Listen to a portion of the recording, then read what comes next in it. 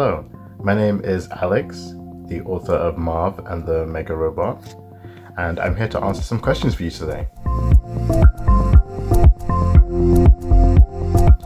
Reading has been really important in terms of my well-being because it allows me to, when I need to provide me with an avenue for escapism, an avenue to go into different worlds and experience different things that's kind of away from my life when I need to get away from my life a little bit, but also allowed me to get in touch with people who may be in books, who may be experiencing something which I may find is similar to what that's going on with me. And I think that is something which can allow me to feel like I'm not alone.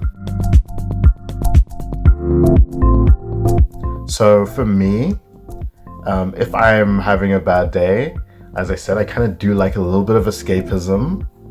I do like me a graphic novel or a Japanese comic book, a manga, every now and again. So something like My Hero Academia, which is a kind of like a superhero book. I think that's the type of thing which I may want to jump into when I'm feeling bad. Marv is the type of person who, when he sees his friends are having a bad time, he's the type of person to immediately try and throw his arm over their shoulder and to cheer them up by simply telling them that, hey, reminding them that they are the cool person that they are, and kind of doing it in that way.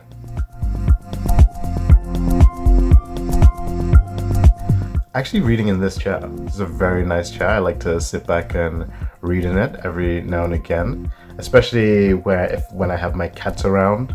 If I can get a cat sitting on my lap when I'm reading a book, hey, I'm feeling great. So I think one of my happiest reading memories has to be at the library, the local library I used to have when I lived in Charlton, which is in London where I grew up, South East London. So the library there was in this huge manor for some reason. That library, when I used to go in there, my parents used to take me. Something that I used to find really cool was being able to go in there and to look around for books to read, you know. Sometimes they're looking for books, they're just searching through and saying, oh, does this book interest me? Does this book interest me? As I chose my 6 to 8 books that I was going to take, that's always the thing which I found, a memory which I find really makes me really happy. I love me some dried mango. Give me some dried mango and I am on my way. My writing supports my well-being by enabling me to have an avenue for creativity. I think that creativity is something that we all have within us in some way or another, whether that's creating some really cool food, doing some painting, or whether that's even creating being able to talk to people, you know. I always think that storytelling is also in when you're telling a story to your friends, that's creativity too. I feel like writing is my avenue for creativity and the place that I get to say the things which I want to say, and that's kind of how it supports my well-being.